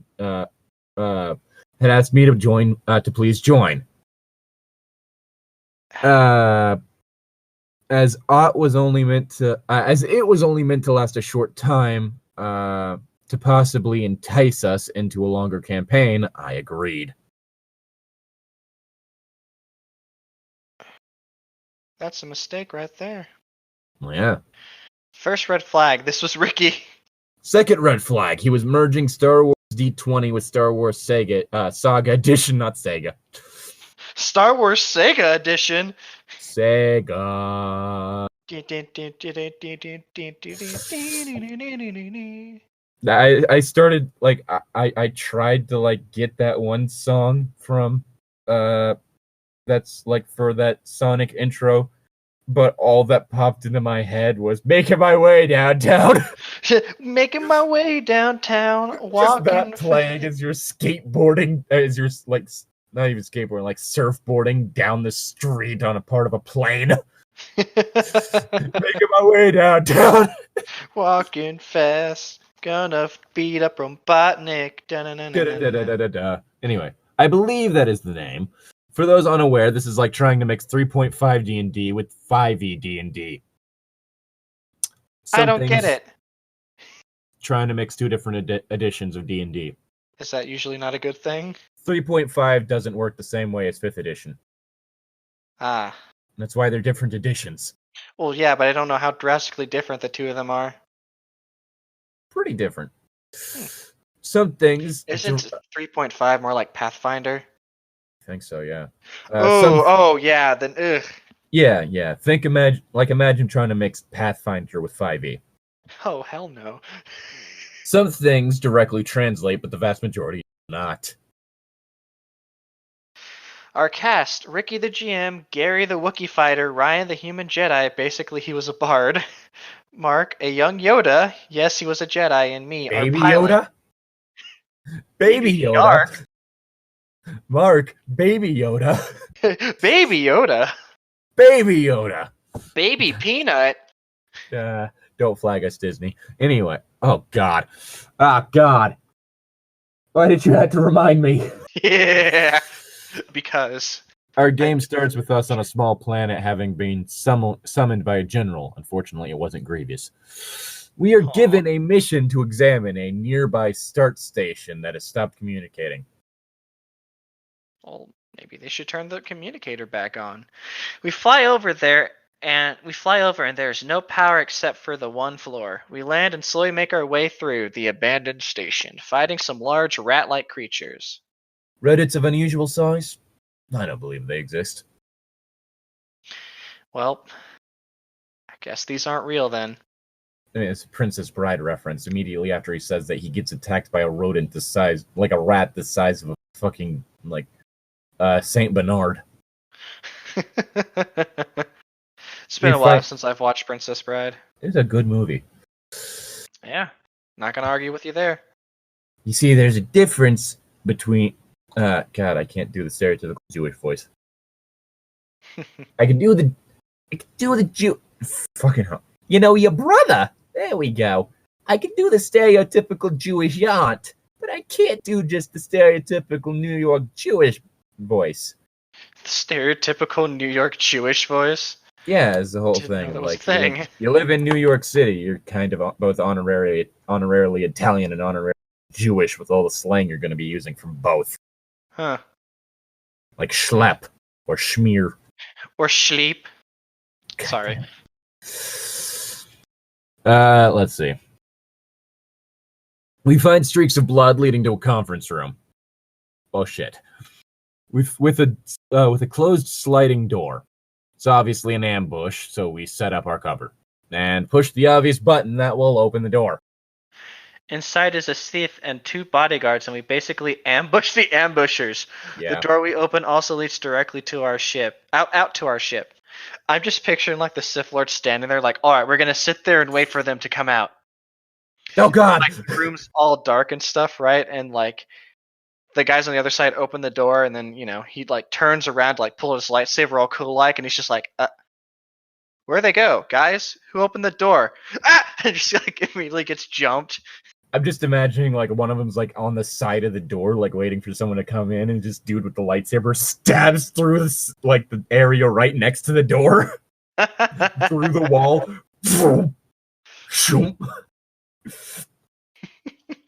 I'm just picturing a very disappointed Sith Lord.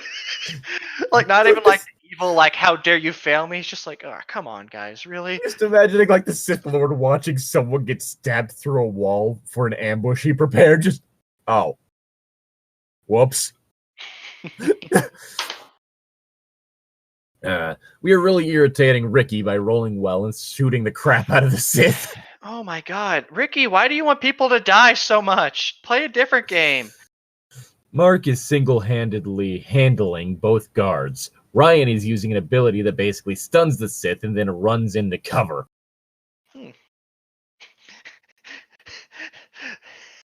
I can't get shot if I'm behind cover. I'm behind a chest-high wall. It looks like we will win easily when Ricky reveals how during the fight the large conference table is hit and destroyed and a small girl runs out in fear. Oh god, it's the gnome. Yep. We now have a civilian we want to protect. Kill them! The part are just being like, let's use her as bait. Movement! Fire! She immediately gets shot. When the DM tries to make you care, but you ain't having none of it. Fire! Fire! Fire! Whatever it is, kill it! Now! Fire at will! Who's will? Them! Secondly, he tells Ryan he can't use his ability anymore as it's stopping the BBG of the campaign from doing anything. That'd be like if I suddenly told Kyle he couldn't have Sentinel. You find a way around it in the actual game. Yeah, like, yes, it's annoying, but you know what? There's at least things can be done about it. Yeah. We all like more monsters! Or monsters that can do things that don't like move through or away from things without like invoking opportunity attacks. Like a ghost Rathalos. Or just Tigrex doing one of its legendary actions. I want to fight a ghost monster. Come on, dude. Oh god. Don't you want to fight Tigrex as he runs through you? Not really. I love the fact that like Tigrex is just objectively terrible to fight, but at the same time people love him. Eh. Just like it's not fun to fight necessarily. Like, yeah, there is a bit of like just this high intensity, but at the same time, like you will be suffering. It wasn't I don't really think Tigrex was that eventful, actually. Like Tigrex is kind of entertaining in the fact of like those hairpin turns combined with his energy and like just how relentless he is. Yeah. Wasn't really my kind of monster. Yeah, you're like we've already established that you're more like the fight I'm more like the get up close and personal and beat the shit out of it kind of person. Mm-hmm. So that sort of thing is fun to me. Kind of why I found the Oda Garon so fun, even though it was a bitch to hit. Mm-hmm. It was like, oh yeah, I'm in this shit. Who's really trapped in here with who? Huh? Huh? Gets run over. Yeah, so like Tigrex is just one of those things of, yeah, up close and fucking personal. Right. I still love its hairpin turn animation too. Yeah. We all complain, but he talks over us and tells us how he blocks all our force powers. Then why are you even playing a Jedi? Yeah. Okay, well then we run. We decide, but now we are pinned in this room. I managed to get out with the girl and start the ship as the party readies their escapes. Mark is the next to follow, and Ryan and Gary are taking cover on the sides of the room. Like the way it's implied, yeah, BBG of the campaign. If you're gonna do a thing where you introduce like a BBG that you want to be a long-running opponent, have it to where they come in, wreck shit, and leave. Yeah. Like, oh, they were actually in the process of escaping after, like, I don't know, stole some, like, secrets or some shit. And you start to confront them, but he just, like, fucking force levitates, like, rips a chunk out of the floor out and throws it at you. He And just then he poses leaves. aggressively away. Yeah, like, he just rips out a chunk of the wall, throws it at you, and leaves. That's a way to do I'm that. leaving. Yeah, like something to where, okay, it is set up. Or wait, no, this is a one shot. You can still do that. It was a one shot he planned to continue into something else. Yeah, like, oh god. Ricky's just not very good at writing. I think he just likes killing people, as far as I know. He likes winning when in I hate reality it it's when the I players play who with act away. people who enjoy just murdering people. Ah, man. There's a fucking dead body on the table. Did you have to do that now? It's messing up my dice rolls. You're scaring my dice. Please stop. Smacks into the body and stops. Like, ends up preventing the D4 from falling over properly. Yeah. It's like the corner just hits the dead body, and then it's just like propped up. He's just like, oh god damn it, not again. Picks up D4. Okay, let's try this again. All right, though. Rick. Wait. Oh yeah. Did you say the thing about the party taking cover on the sides of the room? Yes. Ricky then proudly announces as a Jedi jumps in and starts fighting to... No, not that way. No. This is not how you play the game. Again, this would be like, okay, if you were going to do it this way, have it to where this is how you introduce a player character. Yeah. If you're going to have it to where an NPC has to come in and bail people out, then have it to where it's either this is a requirement because, oops. Like, these guys are getting paid, and if they leave, then no money. Or you accidentally almost caused a TPK and don't want to. Yeah. Or have it to where, like... Because one of the things I have planned is, character almost dies. NPC comes in, manages to chase off the thing, not kill, ward off, and heals the character who died. Yeah. Through a very specific thing that it's stated is not a 100% guarantee, so this was basically your once. Like, your one shot with that. Yeah. Like, yes, I managed to clone you and transfer your spark over. Very difficult to do. Will not happen again. Too much work. Do not count on this happening more than once. Yeah. But yeah, like, if you're gonna do something like that, do it out of necessity, not because, ooh, check out this NPC I created. Check out this my cool OC. Self-insert. Do it that way. Like, you could have it to where, say, an NPC bails someone out because of a story point. Say, oh, fuck. I want to do something for the pirate campaign now. character ends up in a situation where they are stuck adrift at sea and end up getting fished out by, like, an NPC, like ship captain or something like that. Yeah. And it's a whole thing of, okay, this is a possible friendship, but it's not a whole thing of, oh, check out this cool character I made. It's like, no, this is more of a story thing that is meant to progress the player character. Mm-hmm. Do shit to progress the player characters. That is... Yeah. And, like, I'll admit, some of the examples I've been giving, probably not the best ones. They could probably be done better. But you need, like, oh, God, it's... And literally traps Gary and Ryan there, so we have to watch it. That's the other thing.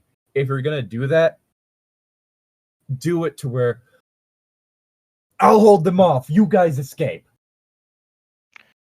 Yeah. Granted, it's already bad storytelling if something suddenly happens. Mm-hmm. That is bad storytelling. If something happens, there needs to be setup. There needs to be a hint that this is a possibility. Don't just, oh, by the way, this person's there.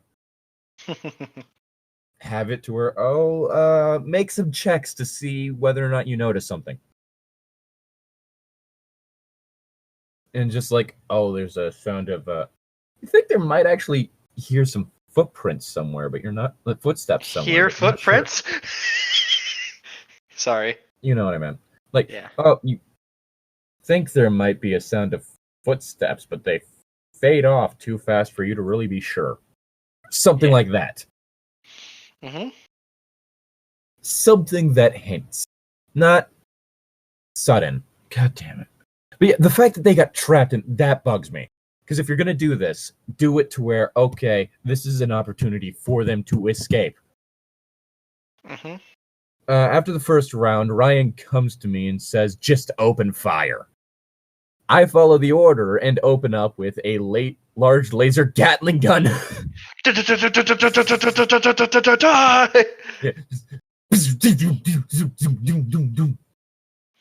Multiple nat 20s rip through both the Jedi and the Sith. Ricky looks at Ryan angrily and says, OP is shooting your uncle. Aren't you going to stop him? Ryan shrugs and says, I didn't know it was my uncle, and it's already happening on my next turn. I will tell him. Yeah, Like, if you're going to do this, say, your uncle arrives. You recognize this fighting style as your uncle's. Or even just the whole thing of, like, don't tell them till after the character dies, if it's supposed to be that you didn't realize it was the uncle. So it was like, they look weirdly like my dad. Wait a second, I think this is my dad. Shit. Well, like, they wouldn't have done that if you hadn't have made it if Ricky hadn't have made it impossible to escape. Yeah. That's kind of the direct thing here. Because it's like, that's why that happened. Yeah. Ricky angrily ties up the battle with Ryan's uncle dying. Apparently this is a big thing, but Ryan didn't even know the uncle character was going to be around, so just shrugged. You can't just throw you can't just throw something at your players and expect them to care. Yeah. Typically, if they do care, it's going to be over something stupid. There's a baby goblin. There's a baby goblin. Like, it's going to be over something stupid. It's not going to be... It's usually never going to be the thing you expected them to care about, unless you went out of your way to make it cute. Yeah. Like, oh, there's this big-eyed little furry thing. Long ears. You see its nose twitching as it looks up at you expectantly. Must protect. Yeah. Must protect. Like, that sort of thing, if you go out of your way.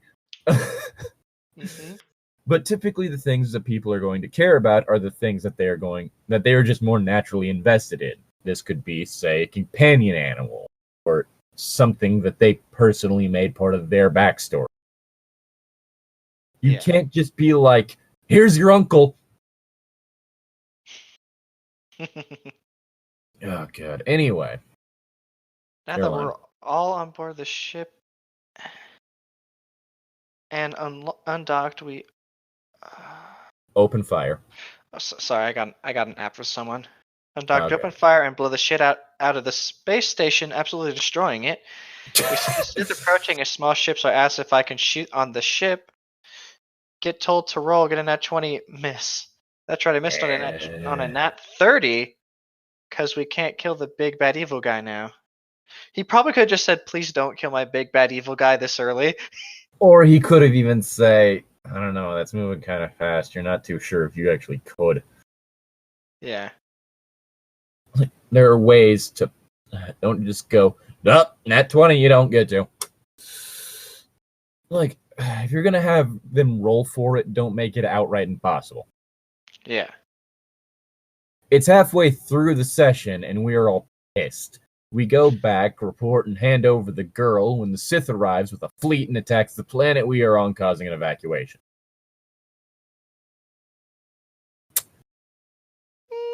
We get on a large cruiser and are charged with protect the air to some planet's nobility while on the ship. Okay. Yeah.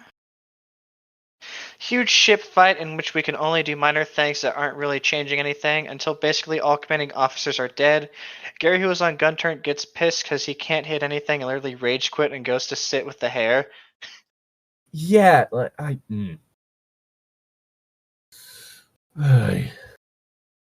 I'm piloting. Ryan assists Mark as they try to cover our escape. I managed to pilot the escape with many rolls, the lowest of which is 17. Holy shit. We warp out. The party is cheering and applauding me for saving us. Ricky doesn't look happy and tells me we come out of warp too close to a planet. By too close, he means we are already entering to save us. I shit you not. 2 nat 20 pilot rolls with some smart thinking and planning to jettison some unoccupied parts of our ship to make landing easier. That's the whole thing. Like with that one shot we did. I straight up said, okay, I fully expect you to die because I am testing out something that is kind of bullshit. Yeah. But if you guys had survived and succeeded, I wouldn't have been upset. Yeah. They'd been like, oh, shit. All right. Damn. Would have got the money and all that shit. Mm-hmm. Which I do plan on having a callback to that in the Planeswalker. All right. You'll see what it is when it happens. Anyway, God. It's the whole thing of just being way too upset about, not killing characters. Yeah. Your line. We land relatively safely on a small water planet with only a single continent, and the session ends, after which we all give our honest feedback about how it was too railroady and we couldn't really do anything. If we stepped out of strict restrictions or tried to do anything cool, we are shut down. Ricky nods and says he will think about the criticism. 2 hours later, the Star Wars game is canceled because none of us like Star Wars. Gary rightfully responds as, actually, we would have loved it if you weren't running it. Yeet. Fucking, slap that hater. Yeah. TLDR, DM railroads us with a no-win fight with the BBEG and blocks us from doing anything cool or creative. P.S. This is the final Ricky. After this, we will tell a story of Frank, a returning captain from my previous Star Wars game. Well, this was posted a month ago, so I guess that'll happen at some point. But yeah, it's like there are just so many things that one could do. Like that we brought up. Like there are ways to do this. And it's all just with storytelling basics. Yeah. Set things up. Make sure that the main characters are the ones that the story is both being driven by and driving. Mm-hmm. Because in a proper story, in a well-told story, either the world impacts the characters or the characters impact the world, or both. Yeah. You need impact. And so you're either going to be doing stuff that does character development on the characters, you're either going to have the characters start shaking up the status quo, or just start just causing some sort of change in the world. What they are doing is causing something. Yeah. Or you do both. Like, you don't just have it, like, ding dong, here's an OC. Like, oh god. Anyway. Special thank you to Destiny Baird for supporting us on Patreon. If you like what we do and would like to support us, consider going to the link in the description to donate to our Patreon. There's a few different perks you can get through that you might be interested in, and one that's going to be really important once we finally actually start doing the book review stuff. And with that is where we are going to leave. Whoa, why there we go. And with that, bye.